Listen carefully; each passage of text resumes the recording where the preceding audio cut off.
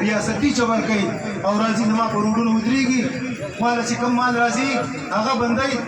او منډۍ شاڼۍ دا د دې ریاستي چمن دی دا د دې خپله بدماشي ده خو دا یو خبره تاسو مې یو رایه علمه که فرض کړو زموږ دا خبره د سبا پورې نه ورشي بله ورځ پورې نه ورشي نو تاسو تیار یې که نه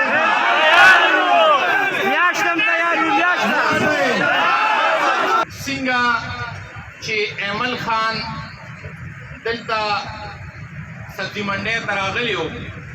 او هغه وخت کې هم ډېر وروڼه زینم چې دوی موجود وو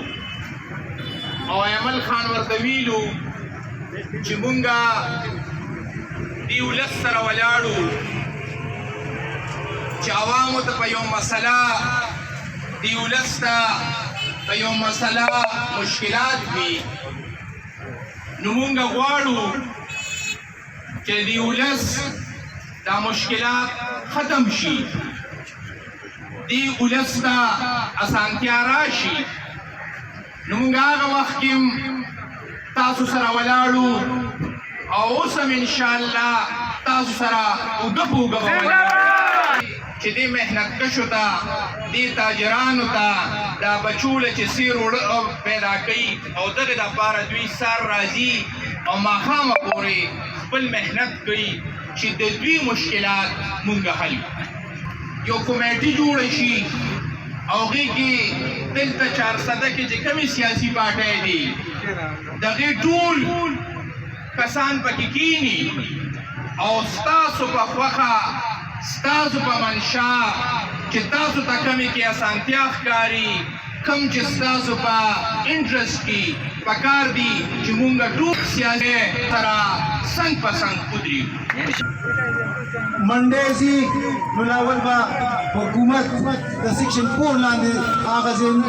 اخلي او بیا به دا تاجران ځي اول ته کې به خپله سبزي منډي نه ابادوي خو دغه خبرې ټولې شاته اچولې شوي دي او د هغې وجه دا وه چې دلته کې د ټیمې او د یو نور څو مشرانو افسرانو په ملي بګت باندې د خپل جیب دپاره د خپل بچو د خپل خاندان نور وړاندې کولو دپاره په لکونو روپۍ اخیستي دي او هغې دا انلیګل چې کوم پراسس دي دا یې کړي دي ملګرو که د غم دی زما د ماشومې لور په سر لوپټه مې شته ما سره د هغې غم دی زما بیماره مور په کټ پرته ده د هغې دپاره د شوګر او د بلډ پریشر دوایي نشته دی زما بوډا پلار په کټ پروت دی د هغه دپاره د دوایي انتظام نشته دی